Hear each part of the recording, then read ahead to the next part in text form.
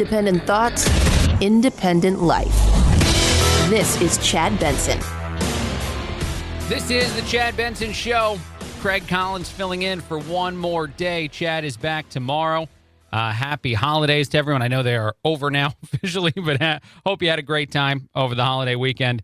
Hopefully you did a lot of things and you didn't really care if some people told you not to do them. I have dueling doctors. Oh, by the way, actually, before I get into that, though, it's sad news. Betty White passed away. I'm sure a lot of people have seen that information. It happened over the weekend. Betty White died at 99 years old.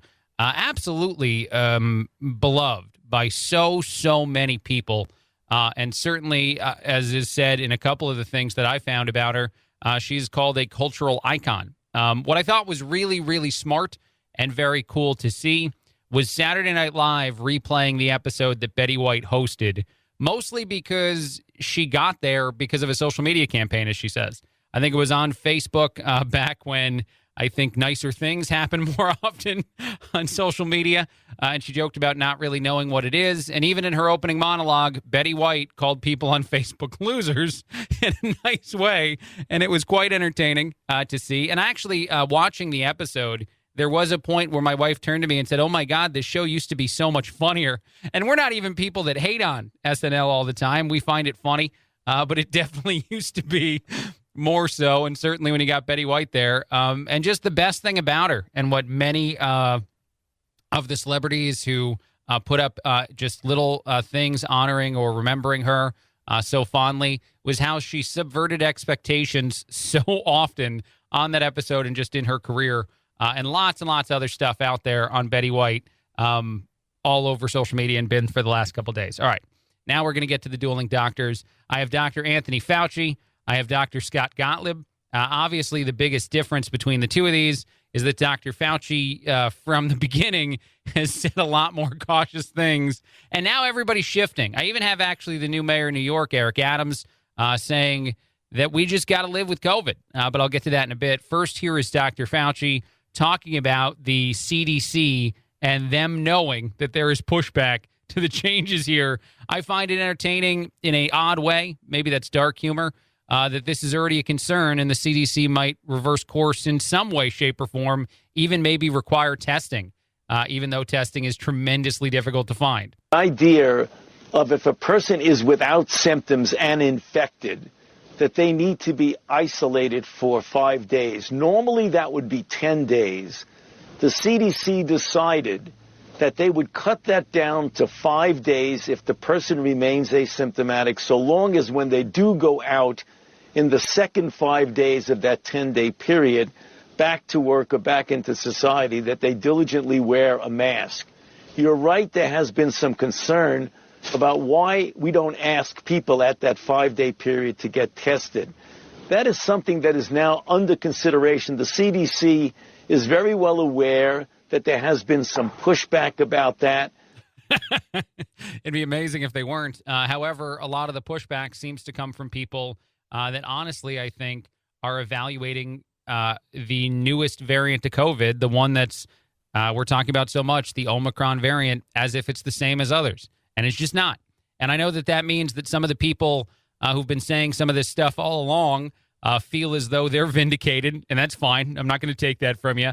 But the place we're in now, much more important to talk about moving forward. And actually, I'll save Dr. Gottlieb for a second because I do want to play Eric Adams. Eric Adams said quite a few things in one of his first interviews on television after becoming the new mayor of New York.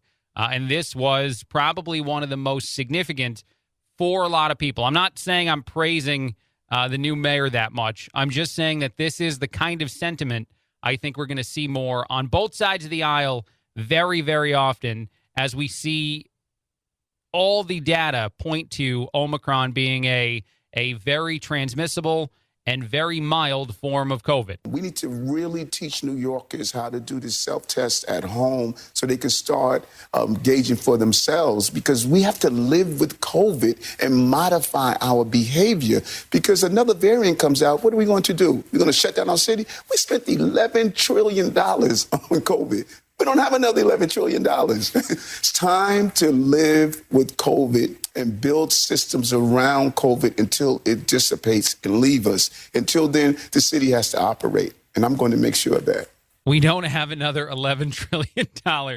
I wish that more people just said that. I wish that I heard that sentiment more often, even in regards to the debating of the Build Back Better plan. I wish that it was just more Democrats than Manchin saying, hey, man, we don't have it. We just don't. We can't make it. We don't have it. We shouldn't spend it. Let's back off a bit. I think just, again, to focus on what Adam said, is you're going to hear a lot more of this.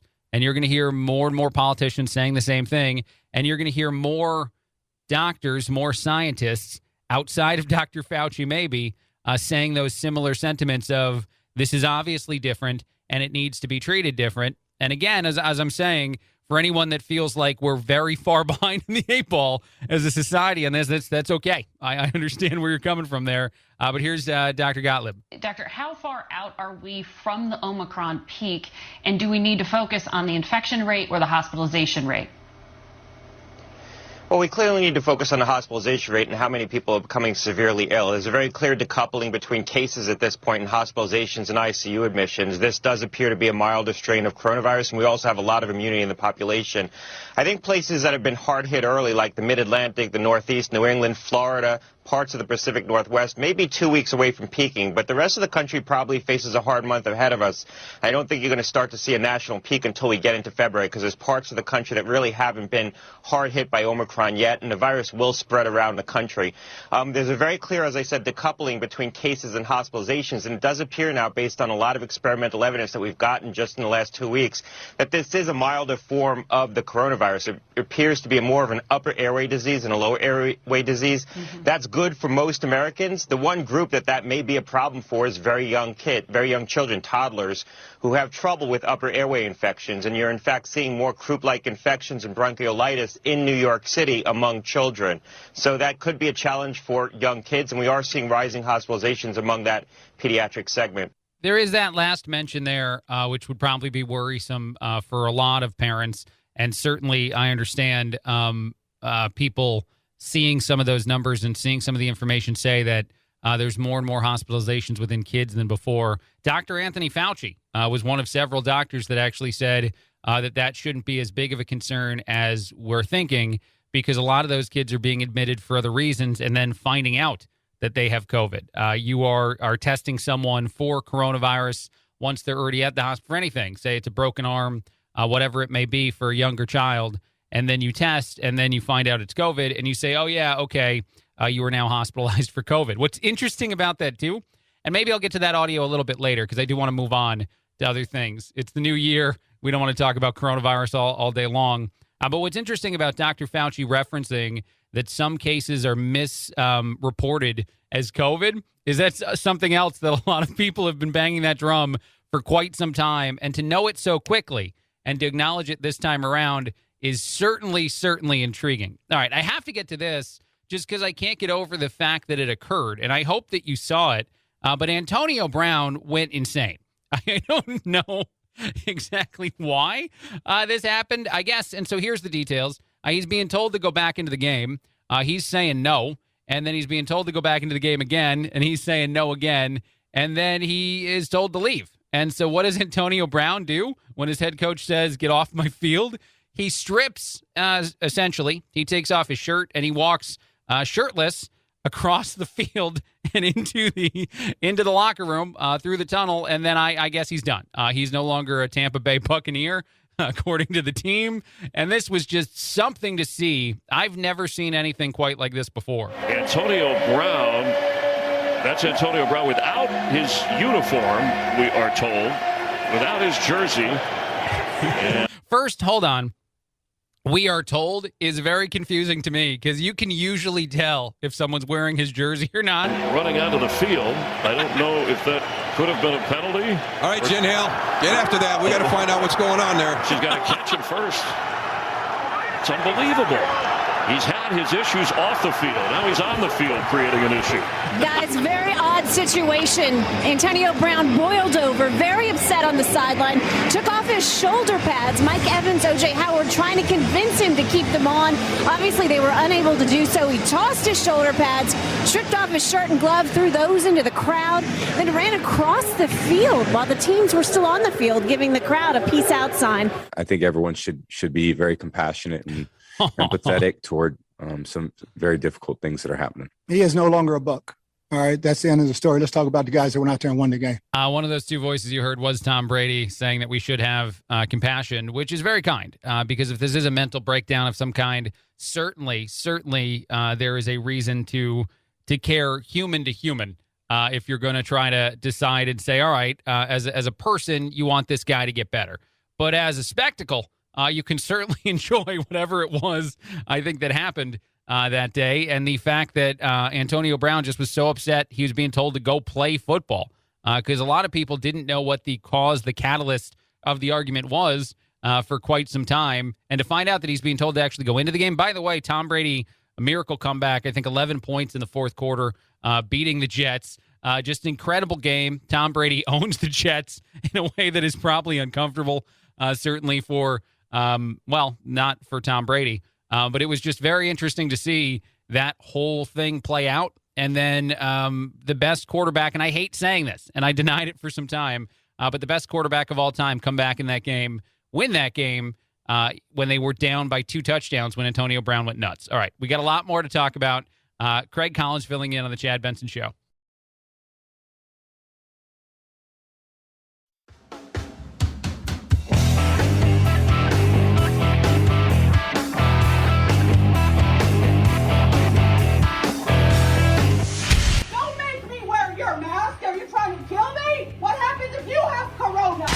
No need to socially distance while listening to your Chad Benson Show podcast. 4 out of 5 experts say so.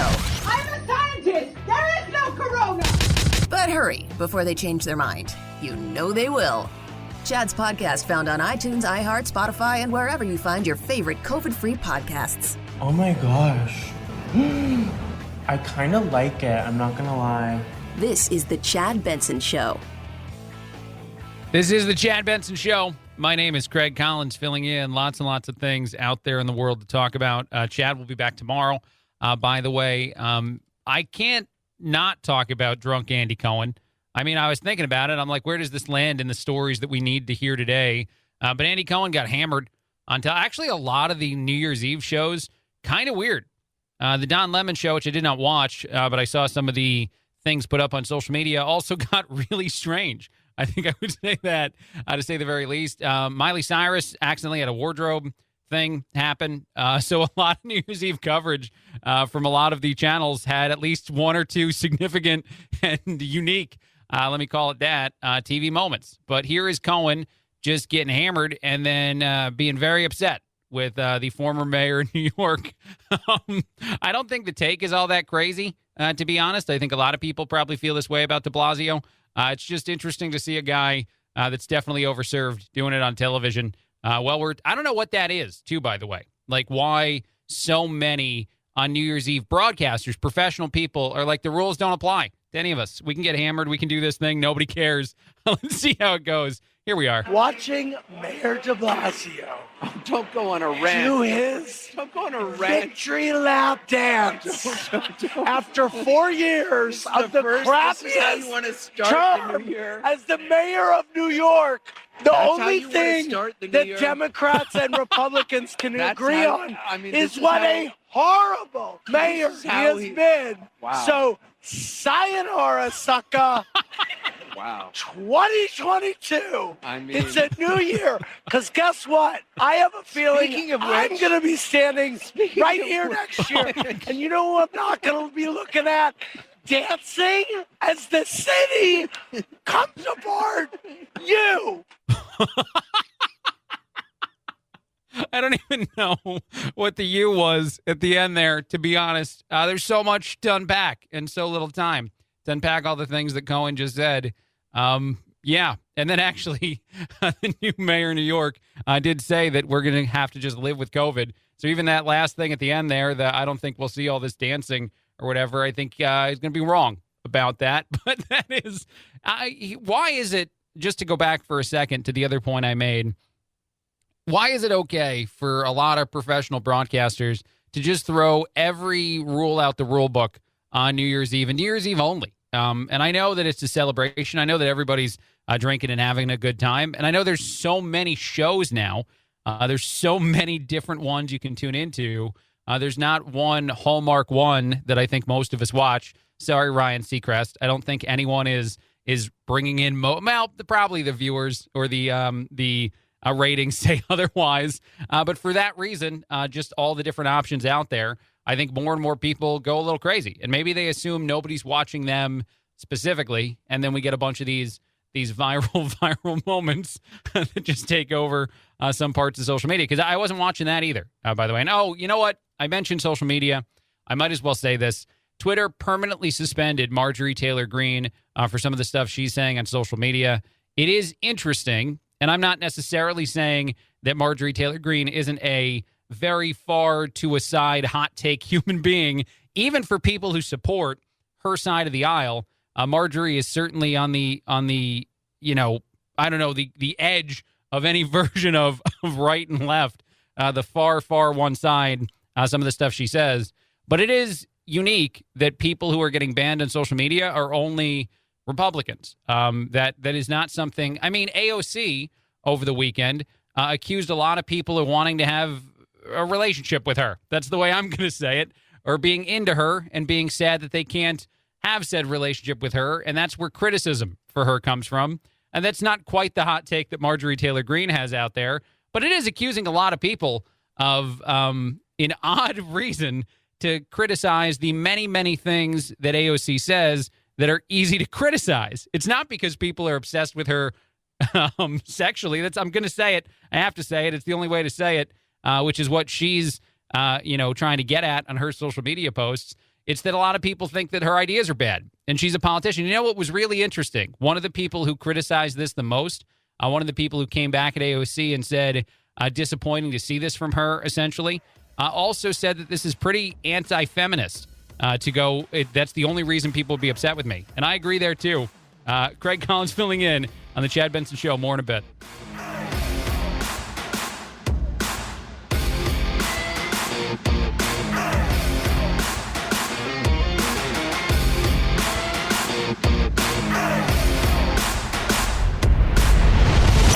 The Chad Benson Show.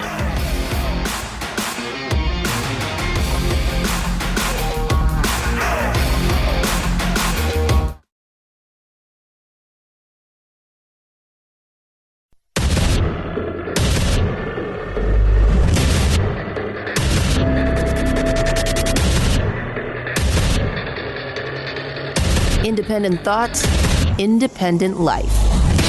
This is Chad Benson.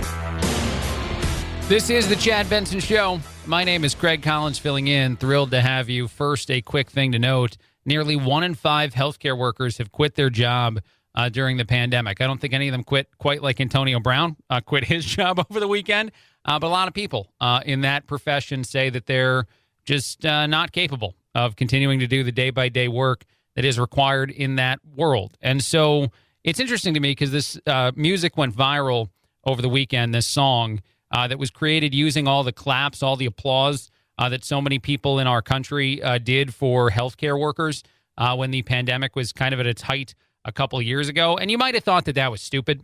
Some people out there might have thought that, or you might have thought it was beautiful, which is the camp I fell under. I thought it was great to thank people who were working hard to save lives during a time of public crisis or a health crisis. And I think that that's valuable, again, to remember in all of this, politics aside, that those people who show up and do this job, and if there is a lot of people in hospitals, some parts of the country, for all kinds of reasons, maybe not COVID per se, but that those jobs deserve to be recognized. And it was an interesting thing to see the stat that 1 in 5 have quit that gig. And so I just want to quickly say thank you, however cliche or silly or whatever you want to say it seems after seeing a bit of information like that. All right, let's move on to something else, something that I think is tremendously valuable in talking about.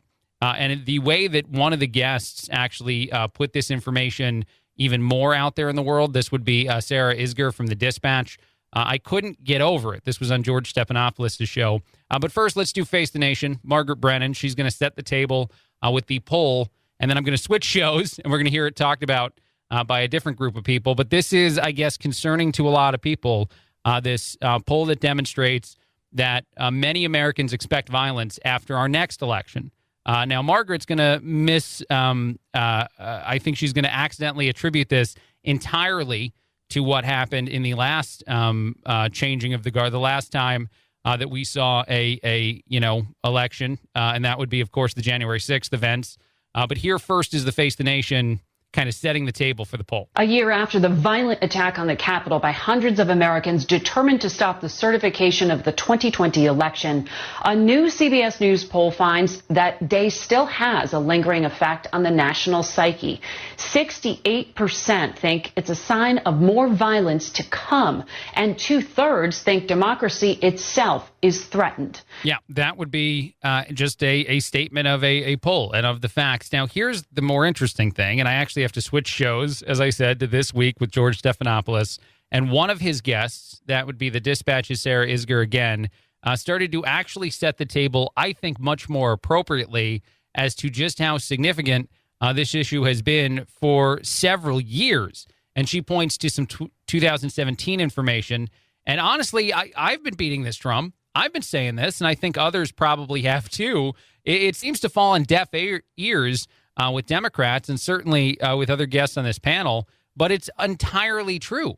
Hillary Clinton certainly didn't believe that her election was legitimate, certainly stated it, got several other Democrats like our current president to say the same thing, that they were curious about the integrity of that election in 2016. And then there were actually people who, rioted and got arrested for it. That did actually occur. Not many people seem to remember that either. For whatever reason. But there were over 200 rioters arrested in Washington, D.C. back in January 2017. There were businesses that were damaged, police officers that sustained just minor injuries, and even one limousine that was completely lit on fire. All of that according to NBC News. I don't laugh because I find it funny to light a limousine on fire. I laugh because of all the things that happened. Granted, was it the same as what happened in 2020? No, 2021, earlier this year. No, it was not exactly the same, but it was certainly more significant than anyone on this panel other than Sarah seems to think. Here we go. I'm deeply concerned by these numbers because what it says to me is that people on both sides are not ready to accept the results of the next election. Both sides? I absolutely think that is the case. You look back at 2017, look at the ABC poll and whether Trump was legitimately elected. It was about 6 to 8 points off of this one right now, not that far off. Hillary Clinton asked in 2017, was Trump legitimately elected, point blank? She did not say yes. She said she had questions. You think Democrats, if Donald Trump runs again, if Donald Trump wins in 2024, you think Democrats are going to think he was legitimately elected?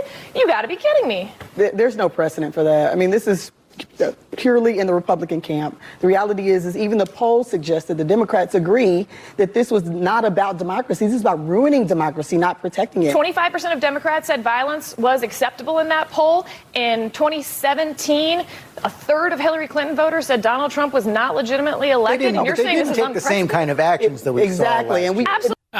Yeah, they did. Oh, wait, here, hold on. There's no precedent. That is the escalation. And if you don't think that's going to happen in 2024 and that we need to be focused on that, if we need to be focused on today because this was a year ago. Yeah. Anyway, and that, by the way, is Yvette Simpson also on the panel, also giving her opinion. But as George Stephanopoulos gets it kind of wrong there were things that did happen. Again, is it unfair to say it's exactly the same? Sure. But back to Sarah's point, this is an escalation. And I fully believe that the value of this can't be understated.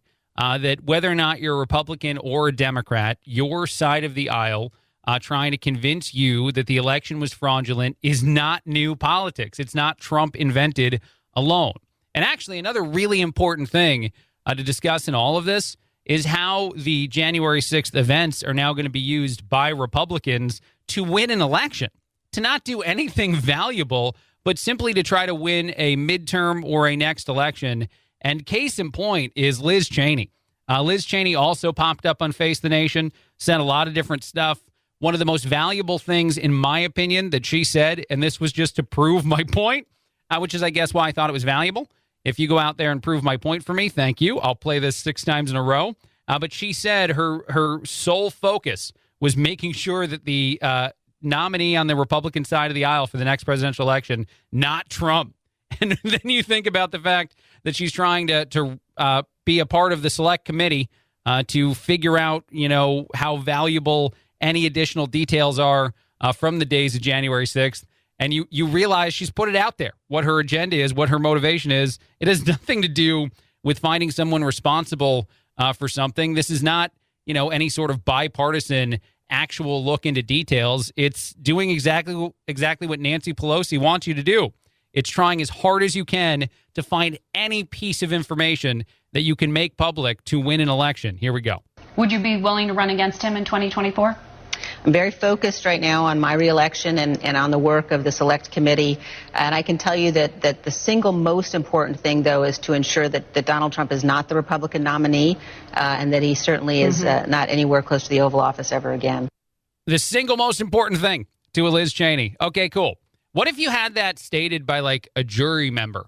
If you were, just about to break, you've done a whole court case, every aspect of it, the defense, everyone has spoken. And then you tell the jury to go deliberate. And right before they do, someone stood up and they're like, the most important thing to me is to find the one person guilty. That's the most important. Before we get into any of this, before we start to debate any of the facts or anything, I came here with an objective. My objective is to do everything I can to make sure that this person is responsible for whatever it is that we can find them responsible of.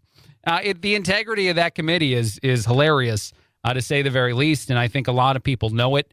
But even more importantly than that is this actual valuable version of a conversation that we need to have, I guess, in the world of politics.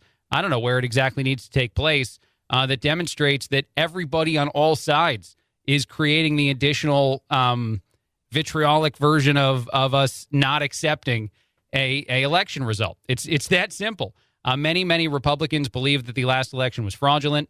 And, I will say this, and I haven't said this often, but I will say this about something that feels like a story we don't need to ever talk about again, and yet it keeps coming up, and somehow we keep discussing it. Because of the coronavirus and the amount of mail-in ballots that occurred throughout the country, it kind of makes a little more sense to doubt the election and to wonder if it was authentic comparatively. Now, I don't think that actually makes it, that doesn't make the idea of the fraudulent election true. And when anybody actually did challenge any of this information, things were verified incredibly well. But just logically, if you were just taking a 1-2 step and not completing the thought all the way through, which, as I said, has been done, it does make sense to wonder about the legitimacy of an election where voting itself fundamentally changed. How voting occurred fundamentally changed. And that's the first time we've seen that in a lot of places. Some states, of course, more used to that kind of mail-in balloting quantity. A lot of places not. So I think there is some value in at least having wondered those things. But getting through that certainly is something that I hope we find. And certainly the over-focus on it politically for different reasons other than to find someone guilty of something, they didn't do is just tremendously, harmful in our society, I think, because it just continues to create that further separation. This is a very, I don't know what I'm doing here. This is a very stump speech kind of thing. I just realized as I'm saying it that there's really no solution to the question I'm asking. And so on that note, I will take a quick break. After the break, we will get into some stuff that's not any of this at all. Craig Collins filling in on the Chad Benson Show.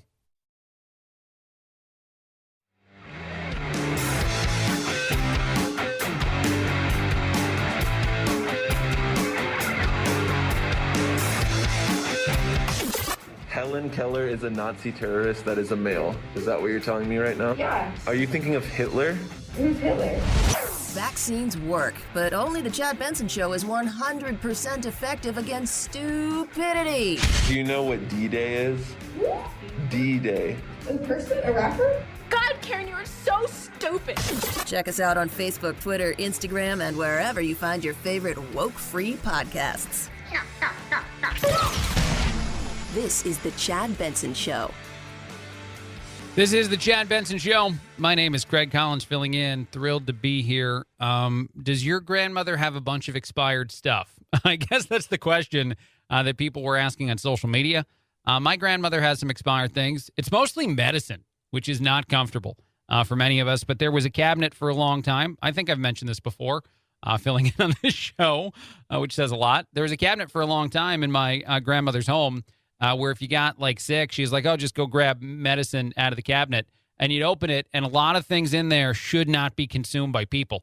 And as a little kid, you're like, oh, this is very old. And you'd throw it out, and then somehow it would wind up back in the cabinet. We're not saying who did it. Somehow those things would wind up back in there. But this went viral on social media. It was people going through Granny's pantry. I don't think that this was for medicine specifically, and finding all the expired food in there. 3, 2, 1. I have ginger snaps in 2018. These mandarin oranges expired in 2014. Big shaken pour, 2016. Full can of light corn syrup, 2015. English breakfast tea, 2013. I win! Oh, that's the winner. 2013 English breakfast tea. Now, I don't know if this is mean to make fun of Grandma in this way, if she's just not diving back in and cleaning that stuff out. And again, as I said about my own grandmother, I don't know why the medicine would wind up back in the cabinet every so often. But there was something to the effect of, it doesn't expire. That's just wrong. But this is great. I certainly found that audio very, very entertaining. And several of the competitions that I guess this family does wind up bearing the same results. 2013 for English muffins. Those are not good anymore, Grandma. You got to throw those out. Those have to look very special. All right, moving on. Other stories I saw in the news. A college put up an annual list of the words that need to go away. Words or phrases that need to be banished forever. And some of them I definitely say, I don't know what we're going to, how we're going to handle this. But here are the top 7, I think, in this list. This is from a small university in Michigan. Deep dive is number 7 that they want to outlaw forever. No one can do a deep dive again. Circle back, number 6. Apparently, we got to be more creative about that. Asking for a friend is number 5 on this list of phrases that need to go away. That being said, I say that one definitely for sure. At the end of the day, no worries is number 2. And wait, what is the number 1 phrase they want to see end? I don't know what's wrong with no worries. You know, I like no worries. I hopefully I'm not alone in that, but I like to say if someone says something to me, they want me to do something for them, then don't worry about it. No worries. I'll get it done. But I might be more and more in the minority on that one. But oh well. 23% of Americans made a New Year's resolution this year, which is, I guess, down. It's only dropped a little bit for quite a while now. This is something that a lot of young people do, but everybody else does not do. Another survey found that 80% of resolutions fail within the first 66 days. Those are the days in which you're trying to create a habit.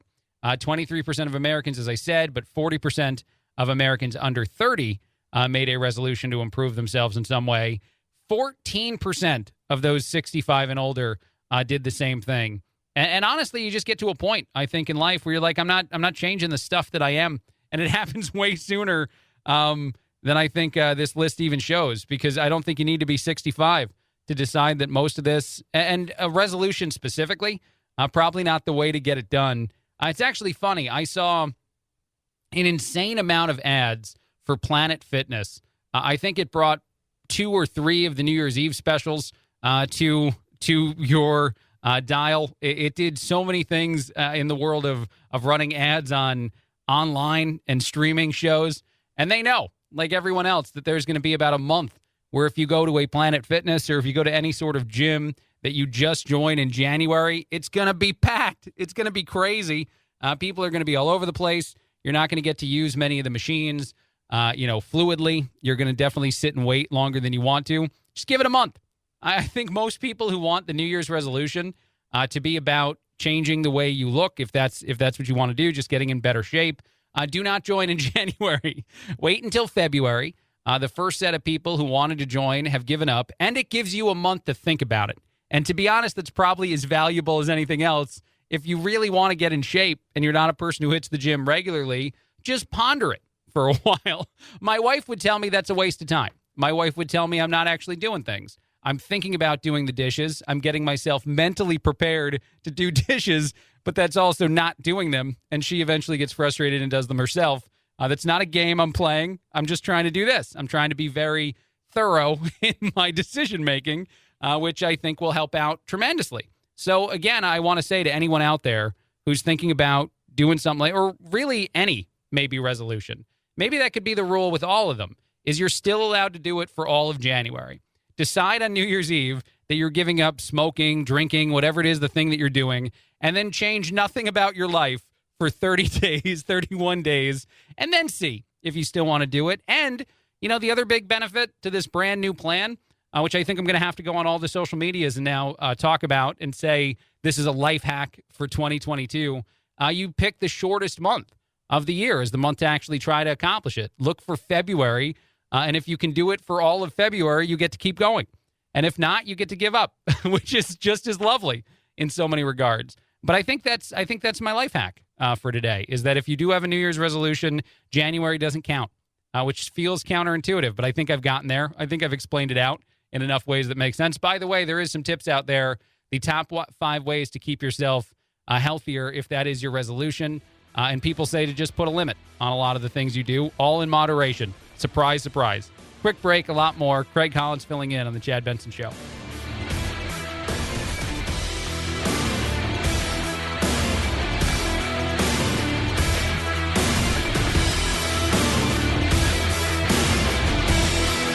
This is the Chad Benson Show.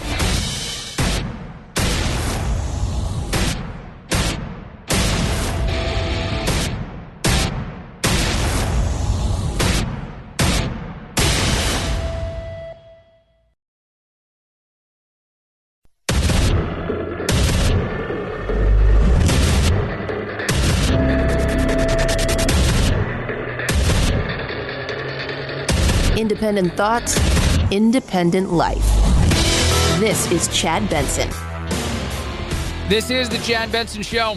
My name is Craig Collins filling in. Thrilled to have you with us. So a phone call between our president and between Vladimir Putin does not seem to have made anyone think that Russia won't still potentially invade Ukraine, which says a lot of things about the leadership right now at the top, at least in my opinion. It says a lot of things about the likelihood of the United States doing anything, which obviously they've said certainly they would do. I believe our president said he will act decisively if Russia invades. And I think a lot of sanctions and those things certainly are on the table. Adam Schiff, who's not a guy that I agree with on a lot of things, was talking about this. I believe this was on Face the Nation. So here is Schiff saying that, yeah, we're pretty sure that Russia will inevitably invade. And that we have to go from there. That's just something that everyone sees coming. And I don't know how this doesn't demonstrate how flawed our current president is and his administration. They wag the finger and they say stuff. Don't show up at our border or you'll get into the country. Don't do this. Don't do that or we'll be upset with you. And now there's this one, which is certainly much more serious than I'm making it. It's just I find it disappointing and I guess funny by that regard, disappointing, such a parental word to use. Like, I'm not mad, President Biden. I'm disappointed that you're terrible at your job. But here's Schiff. Well, I think that it would require enormous sanctions on Russia to deter what appears to be a very likely Russian invasion of Ukraine again. And I think our allies need to be solidly on board with it. Russia needs to understand we are united in this. I also think that a powerful deterrent is the understanding that if they do invade, it is going to bring NATO closer to Russia, not push it farther away. That we will move more NATO assets closer to Russia. That will have the opposite impact of what Putin is trying to achieve. So the combination, I think, of very strong sanctions, and I certainly have no problem of going after Putin personally, but I think more the sector-sized sanctions will be the most important. But beyond that, the knowledge that, in fact, we will move more NATO assets closer to Russia, not further away. You know, it's really interesting, and that is, I guess, the core aspect of the issue, if you're to believe what we hear as the core aspect of the issue. But Ukraine's attempt to be part of NATO and Russia's desire for that not to happen, and invading the country does seem to be counterintuitive. That would be certainly, I think, what maybe a lot of people can get to, and whether or not it actually brings that unity. But here's the other point about how this presidential kind of approach to Russia is so much more flawed than what was the previous administration's approach, which was definitely criticized a lot. And certainly you can remember Donald Trump, I think, going to Russia, speaking to Vladimir Putin, saying some things that seemed to be a little bit too defensive of some of the things that at the time Russia was accused of doing, getting on a plane, and then while in the air, returning back to our country, getting criticized from both sides of the aisle. However, we didn't have this occurring. And I think the biggest reason why is just simply a world leader's belief that someone is capable of something as far as escalation goes, as far as response goes. I think that that's part of the reason that there were so many conversations with North Korea. There were so many different ways that you actually move forward with some of those countries that you get along with at times. Certainly not the case in North Korea, by the way.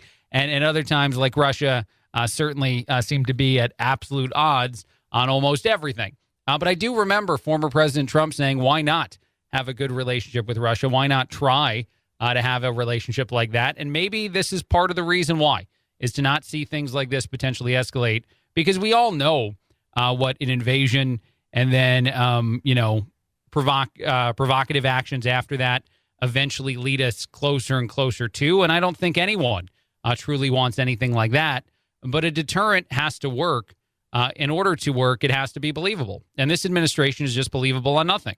So if you say that decisive action will be taken, that we will, do everything in our power to make sure to prevent one country from doing something we don't want to see done, and then you look back at our track record, whether it's our military track record with Afghanistan or all the other instances recently where it seems that we don't take action in areas where we should, and our border is absolutely a thing that I think most other world leaders will continue to think about when deciding how to behave against this current administration.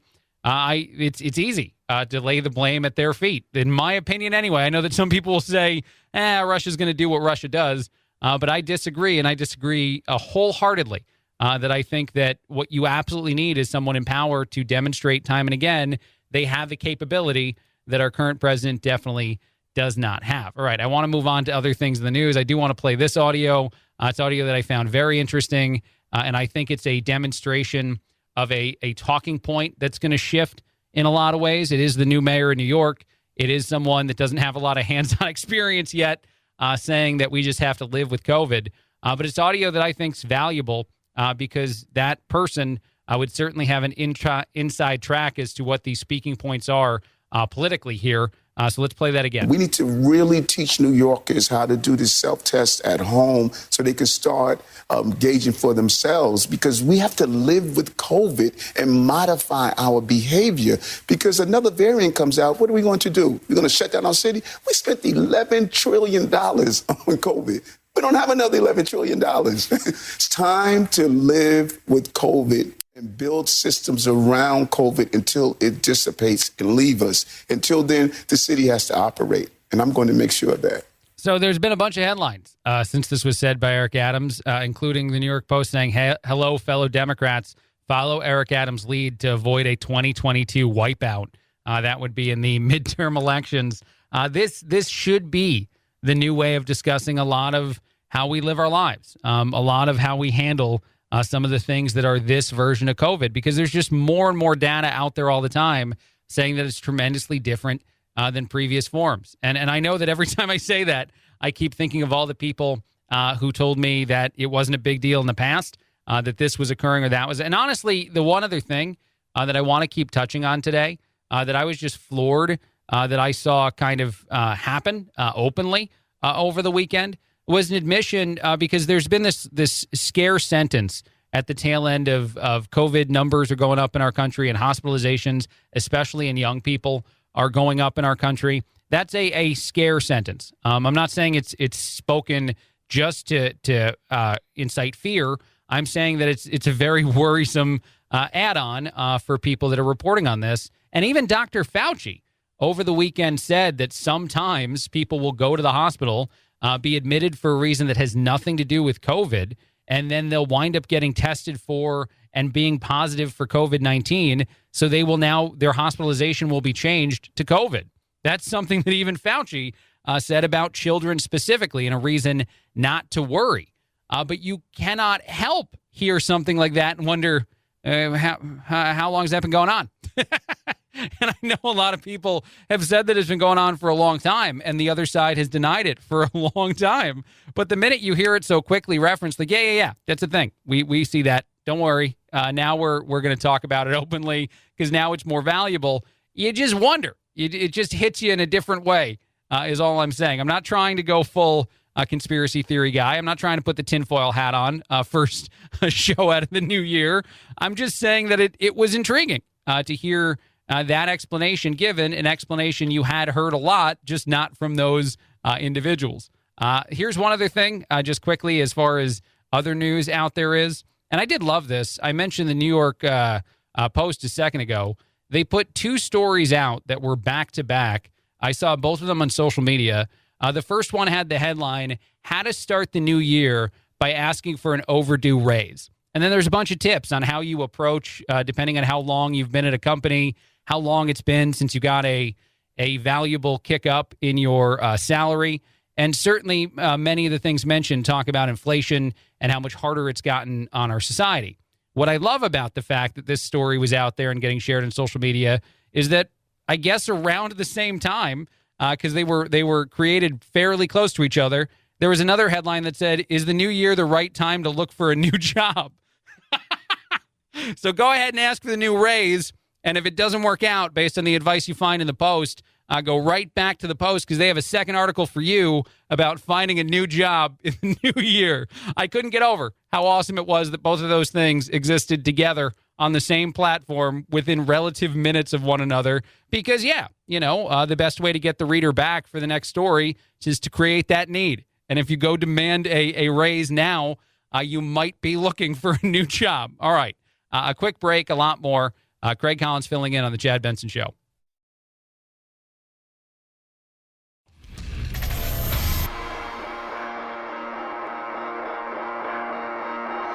Welcome to Chad. No, not the country. The institution. The Chad Benson Show. This is the Chad Benson Show. My name is Craig Collins filling in. Chad is back after the holidays. There was a planned 100th birthday celebration for Betty White coming up in a couple weeks on television. And they're going to still do it, even though Betty White unfortunately passed away at 99 over the weekend. I think it's interesting because the trailer is still out there for the show. And even though it says, and honestly, you could still celebrate what would have been her 100th birthday and celebrate the career of a person that certainly is beloved by many, many people. But what's funny is that within the trailer and a couple of the clips they chose to use, you immediately get the sense of why she was such a likable, famous person, to say at the very least, and why the characters she played were so wonderfully hilarious and certainly played into, I think, the person that Betty White seemed to be, both on and off the air.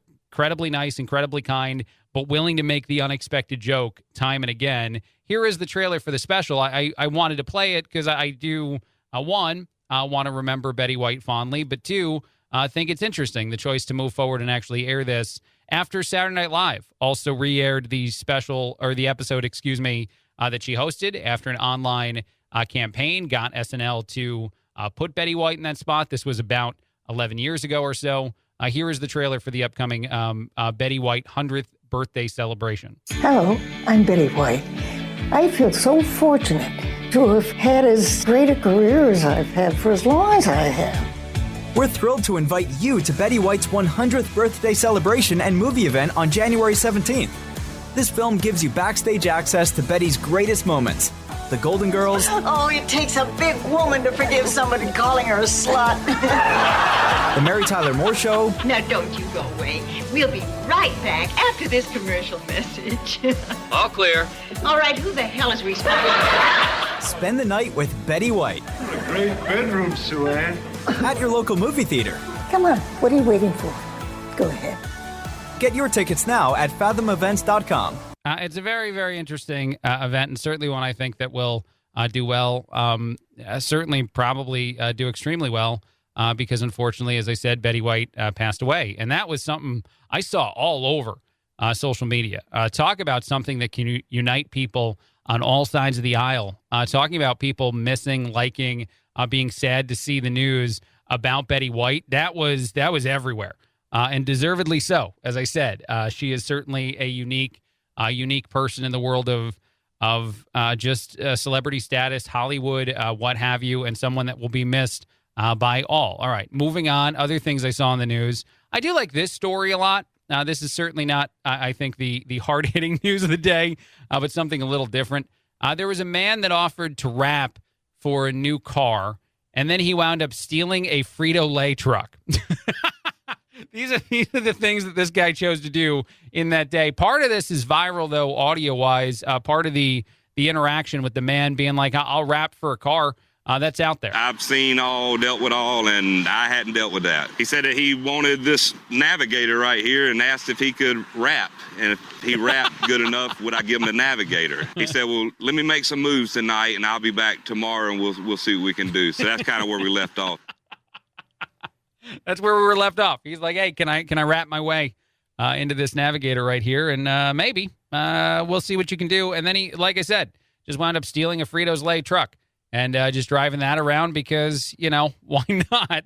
It doesn't seem like someone who I think is clearly minded at the time that he's making these suggestions. However, if he rapped his way into a car, I would have been impressed. So I wish that we had let that finish first before we went to the other story of him getting arrested for stealing another truck. He should have committed, man. I guess he just wasn't coming up with the right lyrics. He didn't feel the rap was strong enough to get the vehicle. So you got to make a different move.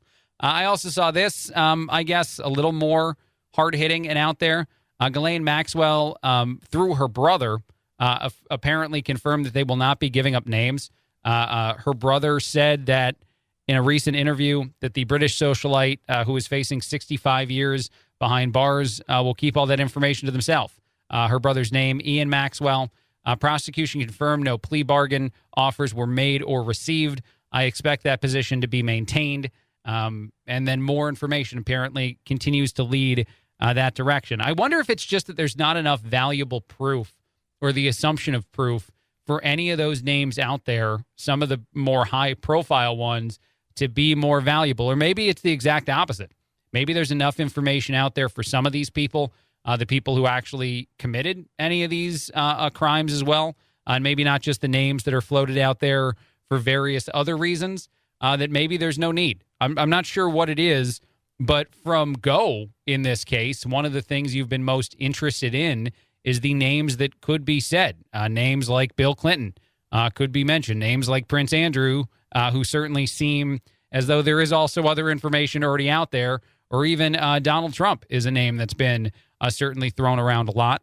And whether or not any of that had credibility, I guess, is still yet to be seen. It would be surprising to me, and I'm certainly in no way, shape, or form a legal expert, and I like to make sure you know all the things I don't have expertise in when filling in on this show. But if no offer of any kind was made, that would be surprising, I would think, because, again, and kind of the entire time, you've always assumed that was the end goal, that going after Ghislaine was truthfully to get to others and not necessarily to just hold this one person responsible for a really just awful, disgusting amount of terrible things that happened. Just awful story after awful story, and victims that came forward and told powerful stories on the witness stand. All of those things, obviously tremendously important to holding one of the people that seems most responsible for these this awful child sex network.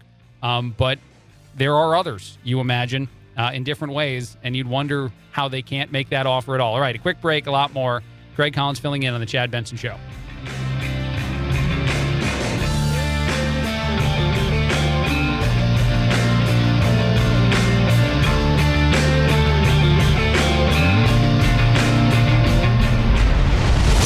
The Chad Benson Show.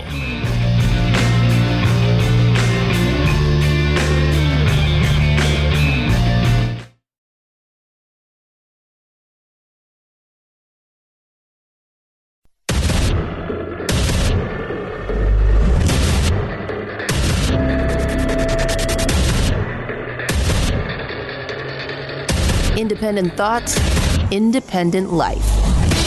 This is Chad Benson. This is the Chad Benson Show. My name is Craig Collins, filling in a fourth stimulus check. Okay, I don't think this is actually happening. But a fourth stimulus check is gaining more and more traction online. 1.25 million signatures have been added to a change.org petition asking for more money for Americans, $2,000 monthly payments.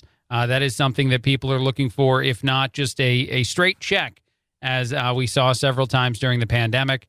Lots and lots of people just want more money from our politicians. This isn't surprising, I guess. It made the news. It bounced around a few places that people went back to this old petition that was started in March of 2020 to sign a brand new name, or maybe just sign it again, saying that we're still in need.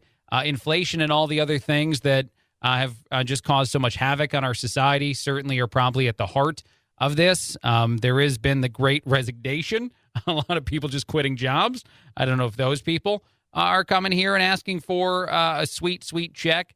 But the fact that it's that many people and more than 2.9 million people supported Congress sending out checks in the first place. But again, I don't know that the push is actually that significant this time around to get this back into your hands, to get you free money. But this is, I guess, also kind of the expectation you set up with the American people. And I think that's been the case. I don't mean to dovetail this into yet another conversation about coronavirus, but it feels like you can't get away from that topic, even if you want to.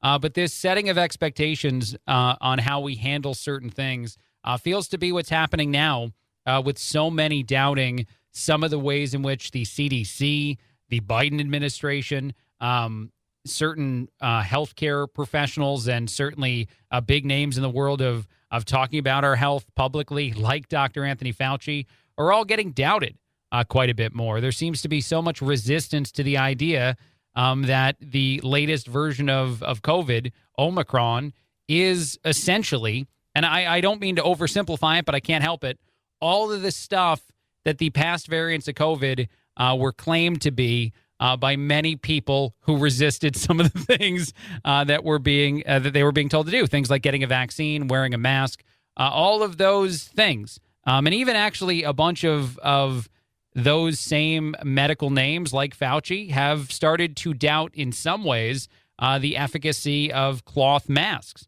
Now, granted, I think Fauci, unique among everyone, saying that they still work compared to many of the other high-profile medical people being interviewed over the past weekend or past couple weeks.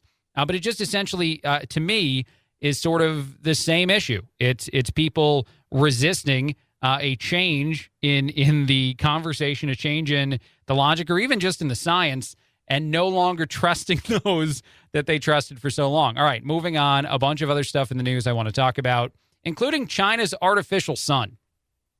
I saw this story and I didn't know how to feel about it. I feel like a bunch of things have been reported recently with China and scientists that worry me a lot. There was China and developing mind control technology, something that would essentially make you incapable of moving, paralyze you. Maybe that could be used on the battlefield. China found a dinosaur egg. That's a real story. You can look it up. And now China, they burned an artificial sun for 20 minutes at a whopping 70 million degrees. That's cool. This makes me feel great about stuff. The researchers said that this is hotter than our actual sun. This thing that they're testing for whatever reason. I can't really figure out what that would be. But the researchers at the institute, do you think maybe we just tell a lot of scientists, but specifically it seems a bunch in China, to just stop doing stuff? Like, you don't need something this significant, this capable of that degree of I don't know, I'm going to say danger existing at all. I don't know why we would study this or why we need this. And maybe it shows that I have no idea how science works. But it makes me think of the Jon Stewart rant. When Jon Stewart said that scientists definitely shouldn't do a lot of the things they do, and that the end of the world will be one scientist being like, hey, cool, it worked, right before everything's over. I feel like the burning of an artificial sun that is 5 times hotter than the real thing is one of those headlines that I'm just not okay with.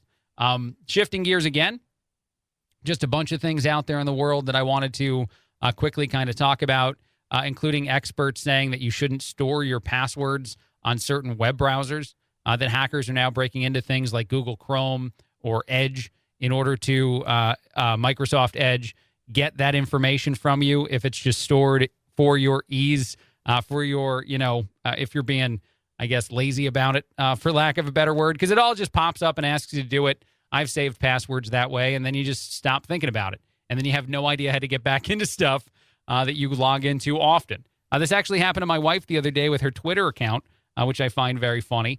They just locked her out. And it's not Marjorie Taylor Greene style. She was able to get back in eventually, but she just couldn't remember any of the passwords for it. Apparently, this is now a valuable new focus for a lot of those out there trying to steal your information, is they just go after the web browser itself and get a bunch of the stored information that might be stored in their own servers. So don't do that is essentially the tip. And now we're going to move on. Other things to focus on in the new year. I do like this story a lot, and I do think this could make sense for more and more people in the world of law enforcement. So a wintertime fundraiser, the No Shave November, raised $4,000 in 2 months for a Louisiana sheriff, which was awesome, I'm sure, for his fellow officers, for his just goals in the new year. But I think that this could be a cool idea for a lot more police officers. Like if you started to see more and more cops with just ridiculous facial hair, I feel like that'll go a long way. It should be social media friendly. First and foremost, it should be something that the hipsters like and don't dislike at all. The hipsters should be in on that. And then two, it could be pretty intimidating. If I get pulled over, even if it's just for like a light being out or something, and a guy with more facial hair than I've seen before in my life walks up with his nice police uniform on and tells me that I've committed some kind of infraction or violation, I'm going to be like, absolutely, sir, I'm sorry. I apologize completely, and please, whatever you need. That's how I act all the time, by the way, with police. I become a very obedient, shriveling small child. Like you should. But I feel like the facial hair would just take it to another level. And I love the fact that they raised money. Certainly, one of the places that we need to really think about, one of the parts of our society, and this has been coming up a lot with the change of the CDC and whatnot, is we can't have those core fundamental things that our society needs to function to stop functioning. Things like firefighters, police officers, airlines, as I talk about that, and we have more and more canceled flights all over the place.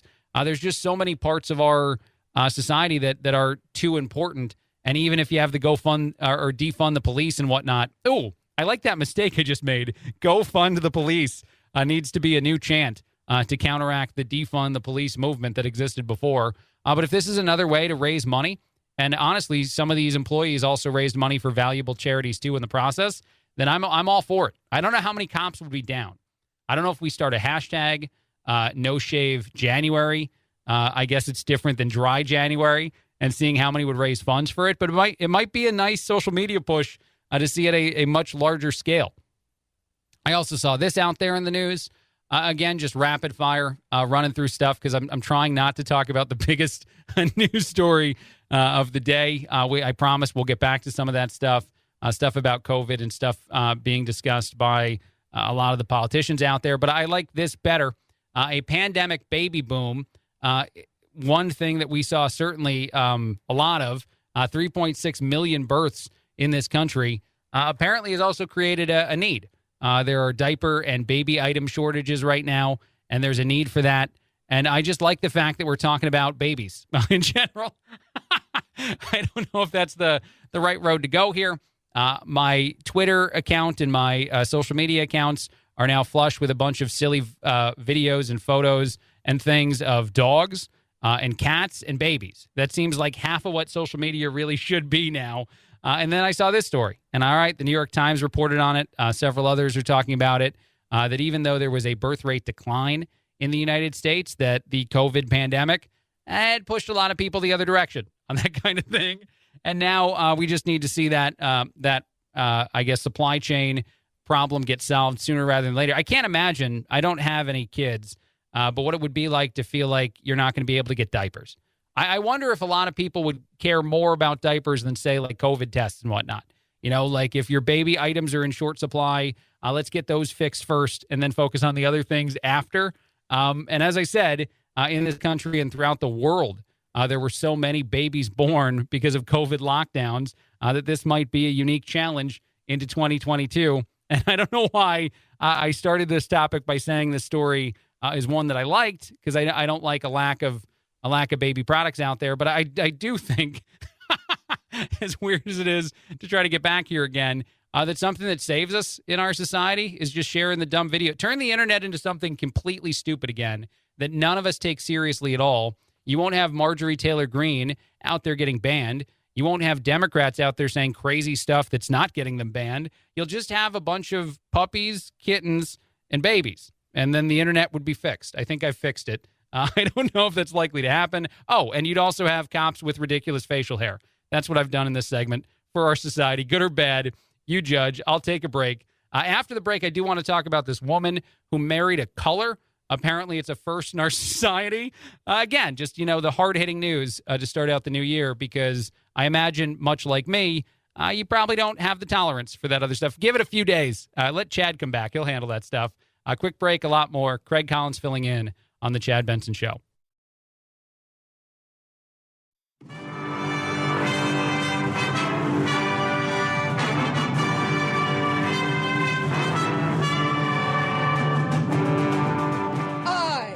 To be free. I am not a terrorist. I am not Antifa. I am not a sex slave that wears masks. Don't be a cutie pie.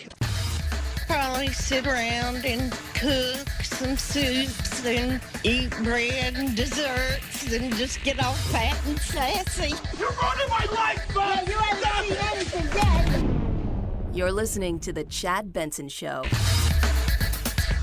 This is The Chad Benson Show. My name is Craig Collins filling in. I teased this topic for the break, so I do want to definitely pay it off right away. A woman in Vegas married a color. This is real. This is part of what makes 2022 already awesome. This woman, I guess, had talked about before the marriage. So this was just the days before that she had planned on the brand new year, to marry the color pink. She was excited to do it. Actually, I think the Fox affiliate there in Vegas, Fox 5, covered it. I love some of the news coverage of the pre-wedding conversation. Here's just a taste. Some unusual history will be made tomorrow night right here in Las Vegas. A California woman will be the first person in the world to marry a color. Fox 5's Sophia Pericone has more on this wedding that's tickled pink. For many people, January 1st means new beginnings and new resolutions. But for Kitten K. Sarah, this is incredible. By the way, are we surprised her name is Kitten K. Sarah? Let's continue. January 1st will forever be her historic wedding date. Okay, so tomorrow I'm actually marrying the color pink. On Saturday at noon at a Little White Wedding Chapel, Kitten will be the very first person to marry a color. I actually have a giant pink swatch, like a pink paint swatch. So the colors are like my favorite, which is like flamingo pink. They're all listed. And I'll be holding my pink swatch. I know it sounds crazy. Okay, I have to stop it there. She actually says, no, this sounds crazy, when she talks about the pink colors she'll be holding while she's getting married. She says, the woman marrying the color pink, that this sounds crazy. I'm sorry. That's, to me, it's my favorite thing that I've seen or heard in a while. That the woman's like, most of this is normal. But this last little part here, that sounds ridiculous. Here is sound from the wedding that obviously occurred the other day, since we are in the new year. Kitten did marry the color pink. I want to point out the lack of really excited people that seemed to get an invite to the wedding. And actually, as it said on the newscast, you could just show up. It was an open invitation for anybody that wants to see a woman make unique history. The child said on a skateboard that I should marry the color pink, and he was being sarcastic. He's like, you like pink so much, why don't you marry? I'm like, not a bad idea. And then like 2 years ago. Do you, Kitten, take the color pink, be the one. The one you not only give love, respect, and compassion to, but also allow yourself to receive the same love from. I do. Woo! That's what we're saying now. Yeah, she did it. She married the color pink. Even in that question, by the way, from whoever this guy is that's marrying them, whatever the officiant, I don't know what his exact title would be in this case, but he's like, are you sure that you want to marry a color and you expect love back from said color? I think maybe the question is why people were muted in their response. You not only give love, respect, and compassion to, but also allow yourself to receive the same love from. You want to get love from the color, right? I do also love that she said it was like a schoolyard version of a joke, that some kid on a skateboard, and I don't know what Kitten does with her life, that she winds up hanging out near kids who were sitting on skateboards, but the kid was making fun of her and telling her to marry the color pink, so she did it. This might not be as funny to as many people as it is to me. I can't help it. This is a grown woman being susceptible to peer pressure in a way that most of us get over at, say, 8 years old. The child said on the skateboard that I should marry the color pink, and he was being sarcastic. He's like, you like pink so much, why don't you marry? I'm like, not a bad idea. And then like 2 years ago. Do you? And anyway, I'll stop it there. 2 years ago, she decided to go ahead and get it done. And so there you go. She is in the record books, or she's made history. I don't know what exactly we want to say about her. She's blazing a unique trail in the new year that not many of the rest of us are trying to get after. But she's certainly doing it to her own, in her own way. Honestly, the only person that has entertained me as much in a unique way as the woman that married a color is also Antonio Brown and what he did, the way he quit the Tampa Bay Buccaneers yesterday. He did go ahead and put up on Instagram that he had a big making a difference, a big mad thanks for the opportunity to all of those involved. Tom Brady did say that we should probably, have compassion and empathy for this individual who's certainly going through something. But just to revisit it again, the audio of him storming off the field, if you didn't see it, taking his shirt off and just bouncing is something that I don't think I'll ever see again in football. I don't think I'll see anybody marry a color more than this one time, and I don't think I'll ever see this. Antonio Brown, that's Antonio Brown without his uniform, we are told, without his jersey, and running out of the field. I don't know if that could have been a penalty. All right, Jen Hale, get after that. We got to find out what's going on there. She's got to catch him first. It's unbelievable. He's had his issues off the field. Now he's on the field creating an issue. That's so true. He's on the field creating issues, on the field creating certainly a scene. I don't feel too bad for Antonio Brown, though. After making the news in such a prolific way, he did drop a new rap song. He has several rap songs already out there, so it's not a brand new move for him. But it apparently seemed to be the right time to put Pitt, not the Palace, out there on social media and for the world to consume. I don't know if it'll make the Billboard Top 100, but I can only hope that 2022 brings us something like that. Quick break, a lot more. Craig Collins filling in on the Chad Benson Show.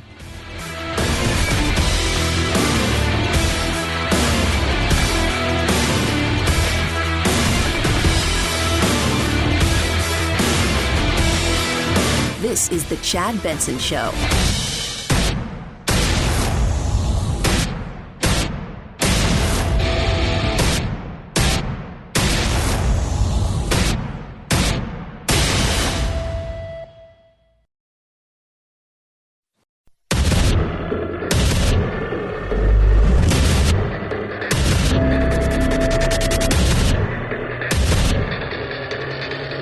Independent thoughts, independent life. This is Chad Benson. This is the Chad Benson Show. My name is Craig Collins filling in. I'll be honest, the Alec Baldwin story from last year, it's interesting to even call it last year now, is one of the strangest things, I think, for a lot of us to think about for a variety of reasons. Just the awfulness of that story. And yet the actor, 63, put up a 13-minute video on New Year's Day talking about his goals for 2022, his hopes.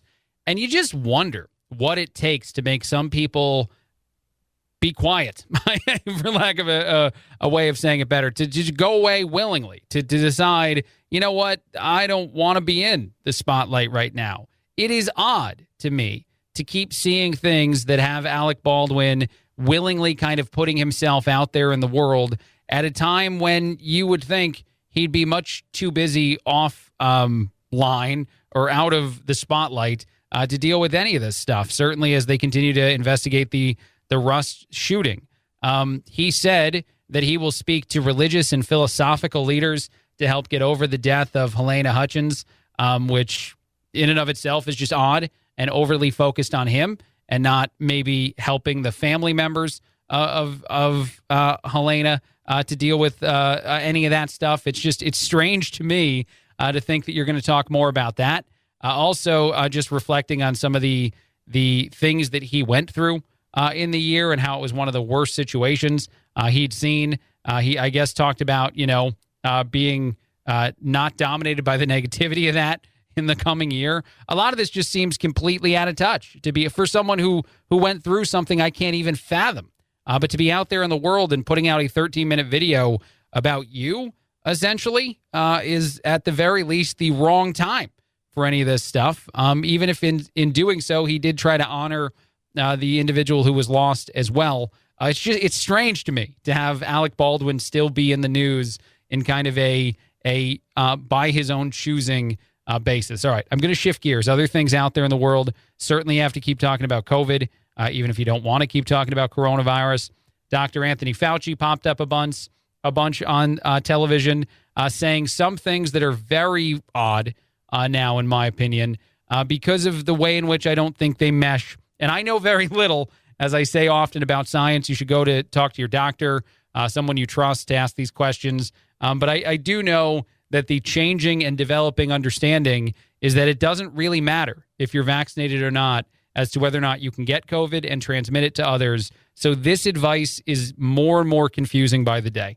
How should vaccinated and boosted people behave? Can they go into a restaurant, eat safely indoors right now? When you're having such I call it a tsunami of infections, Dana, we are seeing people who are vaccinated and boosted who are getting breakthrough infections. So when you're in a situation where you have so many infections going out, the thing that you want to say is that if you want to do things like that, better do them in a setting where you know the people around you are vaccinated and boosted. It makes no sense to me to say those sentences together. And I'm not trying to advocate for lockdowns. I'm not hopping on the radio and being like, let's shut everything down. Let's live life differently in an awful way again like we did before.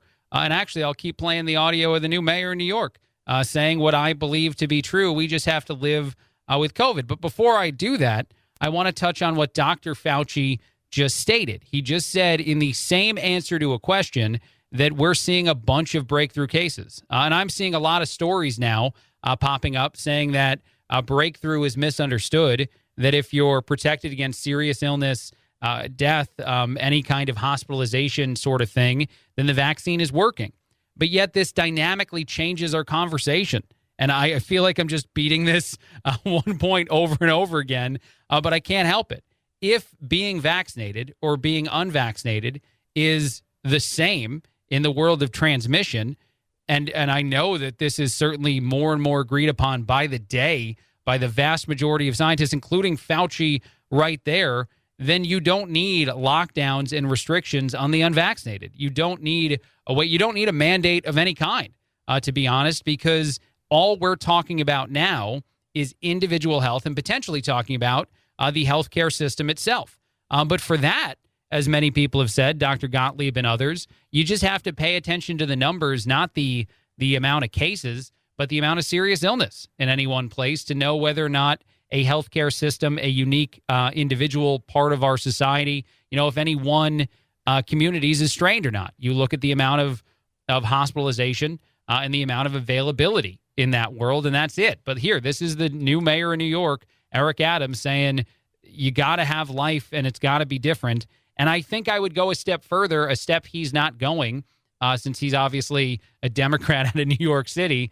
But the vaccine status of an individual isn't important outside of for them.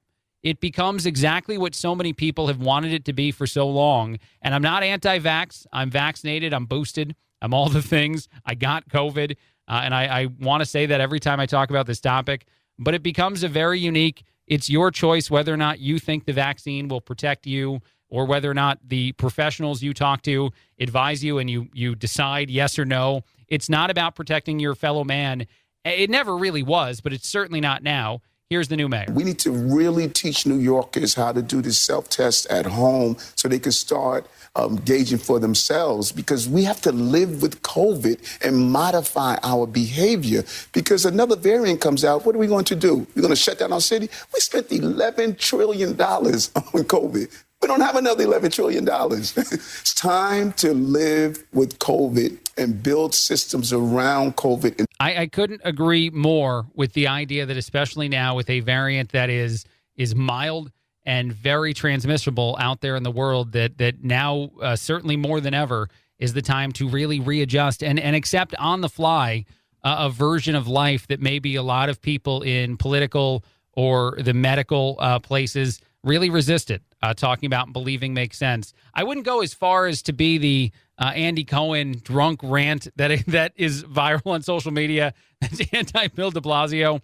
I know a lot of people agree. I certainly don't think de Blasio was good at his job either, but I just love the fact that this is out there too, and people are enjoying this over the last couple days because it says a lot about the fighting the old guard version of locking everything down, shutting everything down, and maybe certainly over-responding in the world of politics and the world of mandates and whatnot.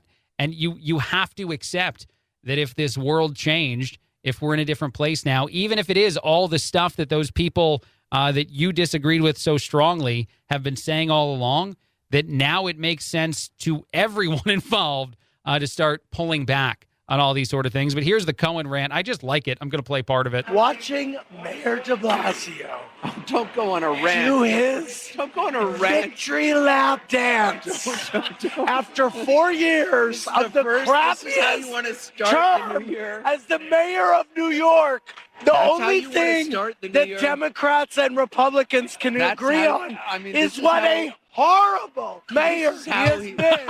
Wow. So, sayonara, sucker. Okay, look, what I really like about that is also Anderson Cooper being like, this is how you want to start the new year.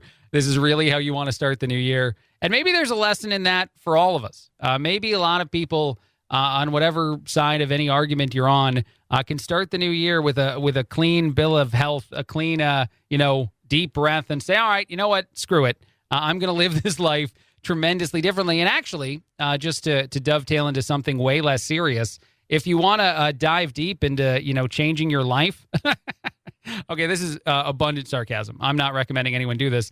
There's a new university in France that's offering a degree in, quote, drinking, eating, and living, dubbed the BMV, which I guess is a world of, I think that this would be like a culinary type of degree. But it's it really is just teaching you how to live that life where you drink, you eat, and you survive. And it is a master's degree in a course that's being offered by a prestigious political science school in France. So you get to move to France if you get into this, and then you get to study all the things that make that city great, I guess. The food, the alcohol, and then just the way of life. The lecturer in one of the courses said that neither the Michelin Guide nor the Boozy Student Common Room will be creating the entirety of this syllabus. It'll just be a mixture of the things you need to do. It's a master's course that unites us around one passion, the world of food. I'm a fan of that. Given the climate emergency, food will be at the heart of a global change. I don't know about that part, but that's part of what is out there as the value of this education. I couldn't help, and some people laughed, actually, students even who got admitted into this program when they were talked to, and there's a video out there, they're laughing about what they're about to study.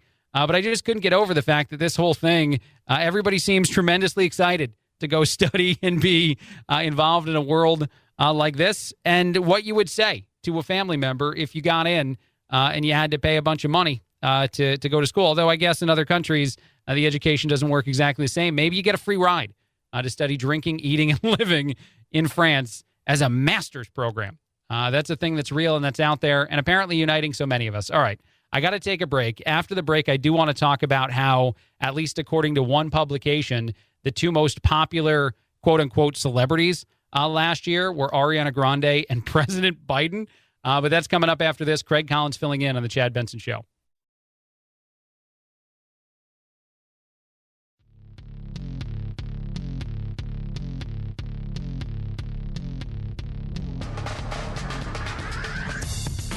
Serving up talk radio medium rare and dripping with irony. It's Chad Benson. This is the Chad Benson Show. My name is Craig Collins filling in. First, a bit of good news, or at least news that I just really liked. A 4-year-old dog was taught sign language after this dog wound up at a Humane Society shelter. And there was actually, I guess, a contemplation of putting the dog down. The volunteers realized that the dog, its name, by the way, is Aspen, was just deaf. And they were able to teach this dog sign language, which made me tremendously jealous because I would like for all dogs to be able to know sign language. But just a feel-good story, a little bit of audio for you. So when you tell a dog to sit, you give them a signal. The parts that are a voice command, or in a lot of dog training, you use a clicker as a positive reinforcement tool. And so we just had to figure out what that clicker was for Aspen. And so what our volunteers did was whenever Aspen would do something good, she would get a thumbs up and a treat. And so that was her clicker that was telling her, you're doing the right thing. A thumbs up and a treat is another way that you can train your dog and teach it essentially sign language and then communicate with your dog. Yet again, that was good news. I just wanted to share it. I really liked it a lot. Very cool, by the way, for the volunteers to notice what was going on with this animal and then go ahead and get the issue fixed in an awesome way. And I don't have a dog yet. I've been talking to the wife all the time about getting a dog. I want one very badly. I kept thinking about how great it would be on Christmas to have a dog. Instead, for a very short amount of time, she convinced us to get a bird that then hated people. So the bird is no longer here. The bird has moved on. Not, it's still alive. It's just not with us any longer. And I'm back on the dog train, and I think this is another way to prove how great they are. They can learn sign language. Come on. All right, I mentioned this story a moment ago. I wanted to go ahead and pay it off. According to a couple publications out there, the two most popular celebrities of the past year were Ariana Grande and our president, President Biden. Of course, Biden not a celebrity and certainly not popular by a lot of people's measure. But here's how they determined it. They looked at the most successful tweet and the most successful Instagram post of the last year, and they determined that those people had to be the most popular among us, at least via the one thing they put up on social media. The thing that Biden put up, by the way, was right after he was inaugurated. So right when people were certainly, for those who support him, the most high on him, saying it was a new day in America. And that got a ridiculous amount of interactions, about 4 million or so on Twitter. I would say that that's really just people hating former President Trump more than liking Biden. And certainly I wonder if he puts something up similar this year, if it's going to get anywhere near as much traction as his approval rating is at an all-time low. The thing for Ariana Grande that was posted up there was actually a photo of her surprise wedding, her wedding to someone that I don't think a lot of people knew was on the horizon. But that got 26.7 million likes on Instagram. So that's how they decide the most popular people. Billie Eilish, by the way, just behind at 23 million likes on Instagram. So almost the most popular. That's a terrible metric for how we would judge if things have value in our society. And certainly a hilarious demonstration of the flaw in the fact that Biden won one of the said categories. All right. In other news, and this is news mostly for me, well, I hope some of you like it. Scientists released a comprehensive list of the hangover cures for this past year. And the biggest thing that a lot of people are saying on social media is how, with all the advancements in so many ways in our society, do we still not have an actual cure for a hangover? How is that something that doesn't exist? DIY hangover cures that do not work. This is stuff that's listed out there. Don't down glasses of water. This is not going to help you out. Don't drink pickle juice, and don't use lemon slices under your armpits. I'd never heard of that one. I never tried it, and apparently it's not a good move. Some things that might work a little bit better is, nothing. That's what they said. They said out of all the things they tried, there really was no significant impact on most of the items that are out there in the world. Although I guess vitamin B might be somewhat important to take in if you're waking up from a hangover, and also if you just need a good painkiller, cloves and other things, according to some some out there can work instead of just ibuprofen, although I think I would always go with the other road. But there's almost nothing. Clove extract is one of the items that I guess helps more with pain, and I don't think I'd ever take that. And then, as I said, just the B6 vitamin is something you can pop. But you're just going to be feeling hungover. That's just how it works. Oh, one other quick thing. This is out there and being mentioned a few places, and I love anyone that's actually impacted by this. Your BlackBerry phone is going to stop working.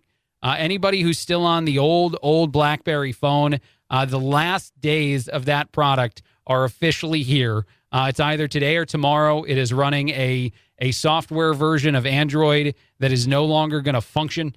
The company switched to that product back in 2016. BlackBerry in the last 5 or 6 years has been okay, but those devices, they won't even be able to make phone calls. They can't send texts or browse the internet or even dial 911 anymore. So anybody still holding on to a BlackBerry, I salute you, but now is certainly the time to change away to a new phone. And there's so many options out there, BlackBerry users, so many choices. You don't even have to get that much fancier. A quick break, a lot more. Craig Collins filling in on The Chad Benson Show.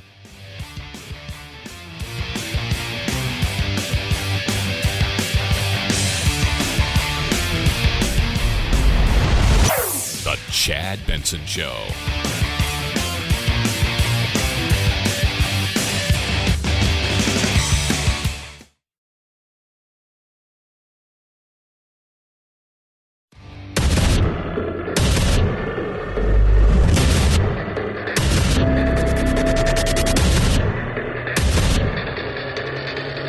Independent thoughts, independent life. This is Chad Benson. This is the Chad Benson Show. My name is Craig Collins filling in. First, just very quickly, I wanted to touch on something that went viral on social media because of how unique it is and how this person is definitely starting the new year off. Although, actually, I think this kid's been doing it for a while. So the TikTok account is @shopping666. I don't know what that says about whether or not this is real or not, but it is reported on in a couple places, so I might as well share it. And I did watch the video. I'm not going to play the audio for you, but it's weird. A 6-year-old boy, like a little kid, is shown popping up at the sound of a 6 a.m. alarm. He's got a little adorable alarm clock that he punches to turn it off. Gets out of bed at 6. He turns on some things to freshly steam iron his clothing. 6 years old. He moves on to the kitchen where he's seen hard boiling an egg for himself. Then he actually, after his clothes are nice and pressed, throws them on, does some other chores throughout the house before. And this is my favorite part of the video. And I hope that this is staged because parts of this look like a 6-year-old shouldn't be doing these things. But he seems to have a strong grasp on the stuff that he's doing safely and doing it well. He rolls a foot bath to his mom, who's sitting on the couch, and it seems like she's relaxing.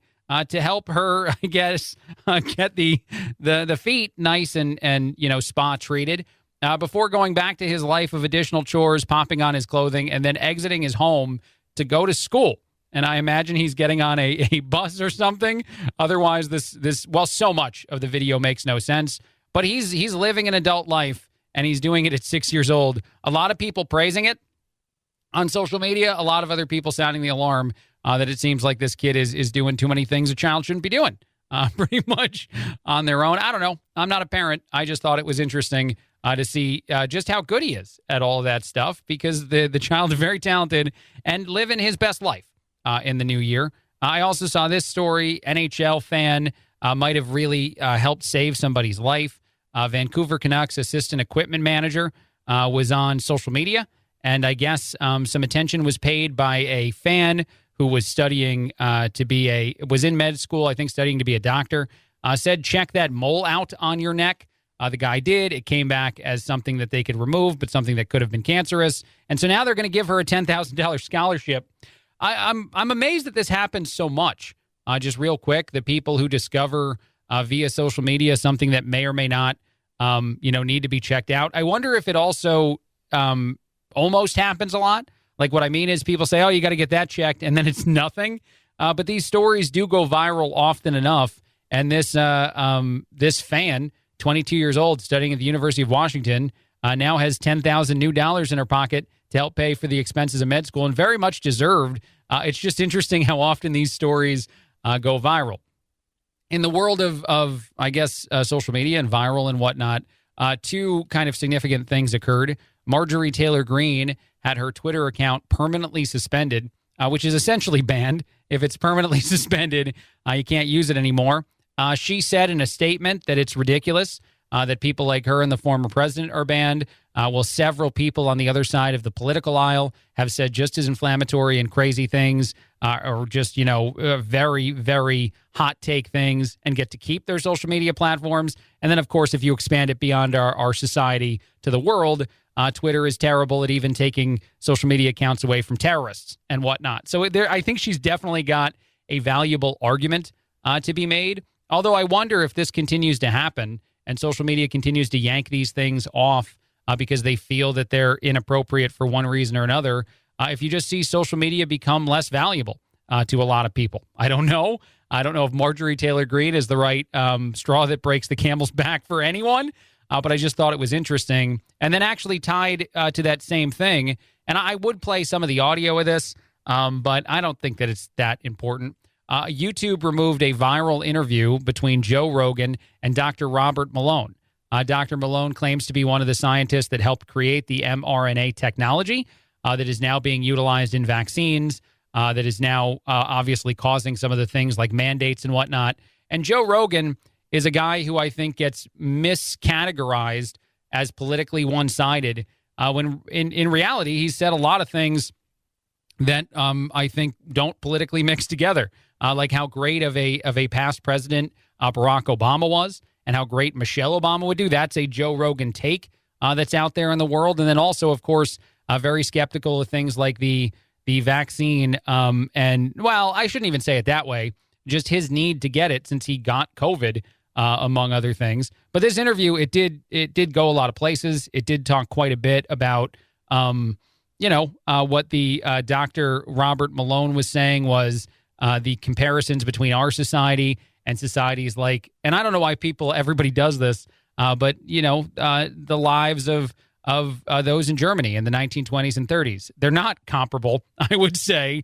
And I think we should always stick to our own conversation and not, try to jump to the most, the most ridiculous comparison we can make. But I don't think that's truly what YouTube decided was too much to take it down. This conversation went back and forth about a lot of the things that are COVID, that are the vaccine. And I do wonder if, much like some of the other censorship we've seen, if as the public opinion changes over time, maybe this is something that they go back on, because other parts of this conversation didn't seem anywhere near as hot take, again, to for lack of saying it a different way, as that moment when the doctor is comparing the life in our society to the life of those living through Nazi Germany.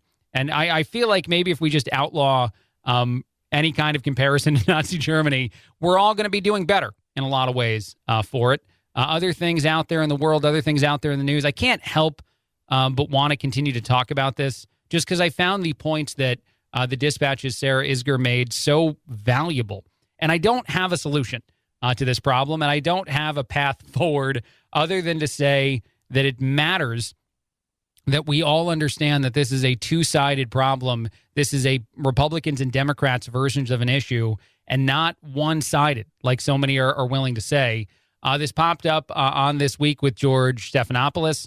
The panel was debating a recent poll that said that most Americans expect violence after our next presidential election or the next election. That would be 60-something%. And Sarah reminded everyone that the 2016 election and the fallout in 2017 looked similar in a lot of ways to what happened in 2020 and 2021 and the presidential election that saw Trump lose office to our current president. Here is Sarah. I'm deeply concerned by these numbers because what it says to me is that people on both sides are not ready to accept the results of the next election. Both sides? I absolutely think that is the case. You look back at 2017, look at the ABC poll and whether Trump was legitimately elected. It was about 6 to 8 points off of this one right now, not that far off. Hillary Clinton asked in 2017, was Trump legitimately elected? Point blank. She did not say yes. She said she had questions. You think Democrats, if Donald Trump runs again, if Donald Trump wins in 2024, you think Democrats are going to think he was legitimately elected? You got to be kidding me. There's no precedent for that. I mean, this is purely in the Republican camp. The reality is even the poll. It is not at all true, by the way, from the other panelists. As late as even November of that year, that same year in which Trump gained election, a third of Clinton supporters still believed that the election was fraudulent. That was late 2016, after Trump had already been in office for a while. So this is not new.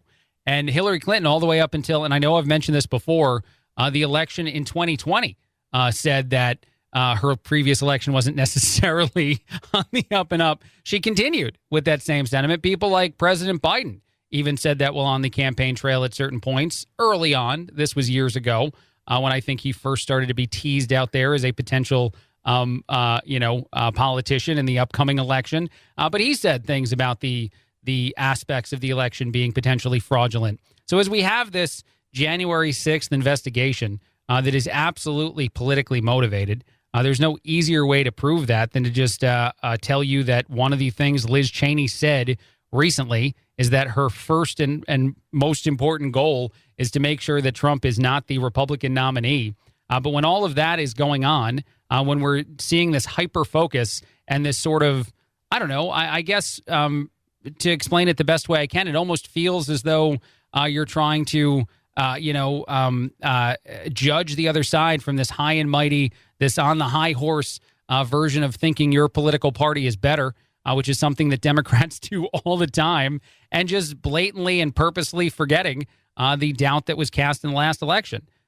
If Trump is known for anything in the world of politics, in my opinion, outside of serving in the office of our president, I think it's catching on to those issues or those conversations that might exist in a lot of circles for a lot of people, and highlighting them to a very exaggerated degree, to say it as I don't know, as strategically as I possibly can.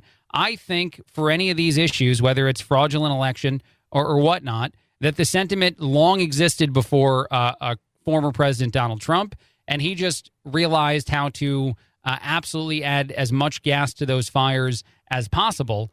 But by no stretch of the imagination should he continue to be blamed as the person that came up with any of these things. And even more importantly, and this is just a silly aside that I always throw out there, silly might not be the right word, but just a reaction to that sentiment from Cheney to prevent Trump from being the nominee on the Republican side. The people get to decide who they want representing them. That is the core aspect, the most fundamental of things that exist in our society. If a lot of Republicans want Trump, you will be able to do nothing, Liz Cheney, to prevent that. And you shouldn't want to, in all honesty, because that would take away, and I know Democrats are very much obsessed with this. I know that Cheney's a Republican in name, but that would take away the most fundamental aspect of our society from a political standpoint, to force another candidate on the American people when they want someone that you're trying to prevent at all costs from being capable of getting the nominee.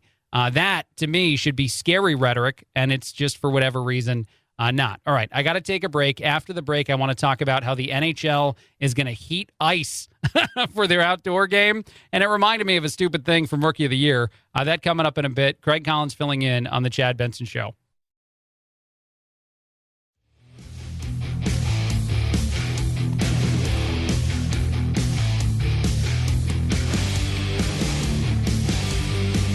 If you like talk radio like Chad Benson likes his meals, you've come to the perfect place for takeout.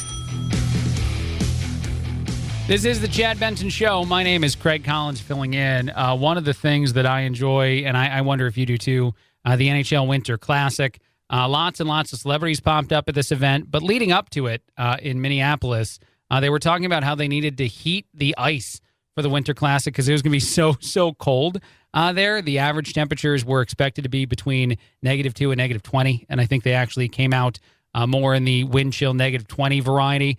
So they were making ice warmers mechanics there, which sounds to a lot of people to be just not make any sense at all. And the NHL explained that when the air temperature is above the optimum ice temperature, certain things transfer heat away from the ice. But when the air temperature is below the optimum temperature, it transfers heat to the ice. So essentially creating the warmers, the ice was still, I guess, pulling the heat away.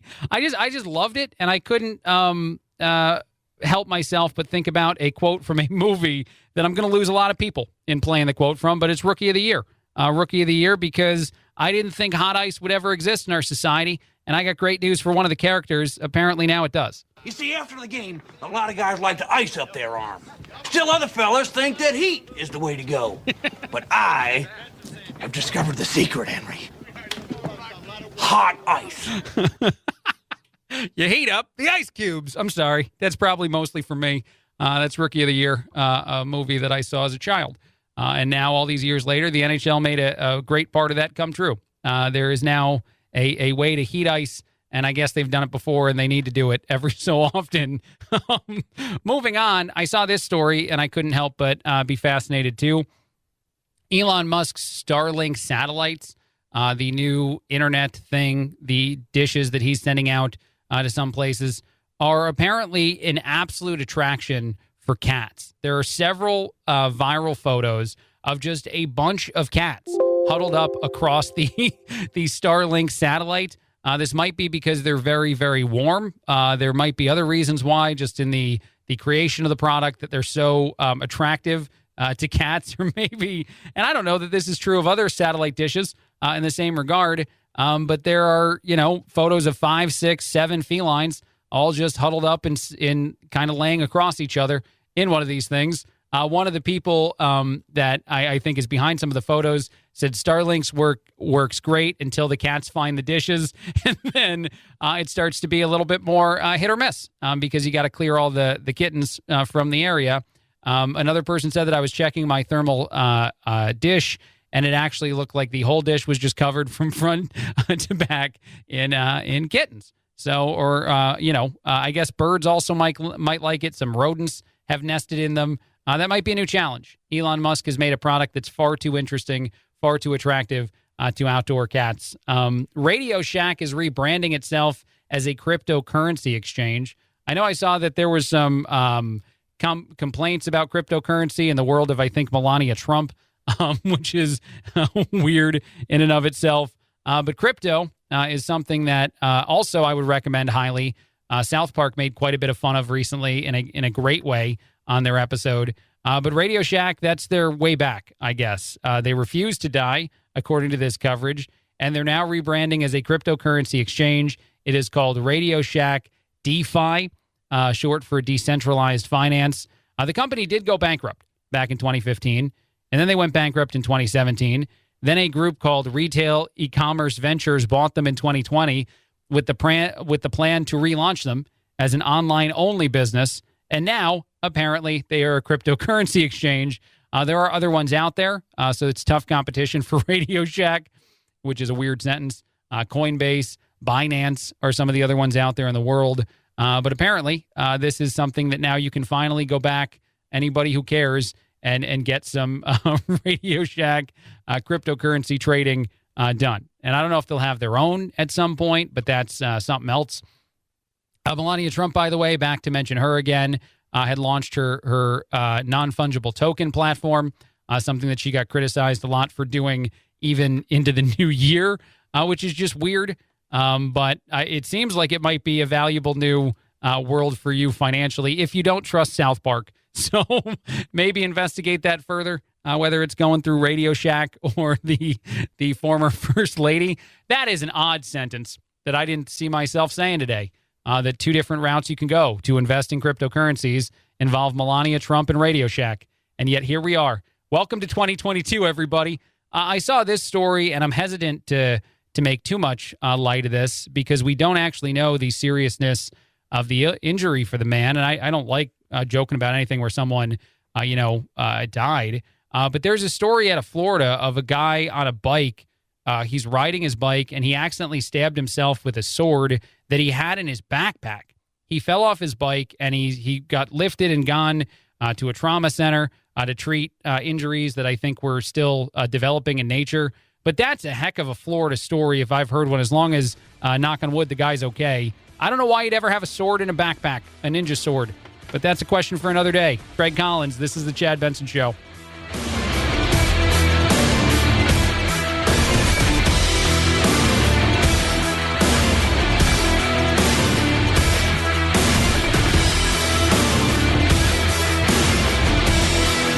This is the Chad Benson Show.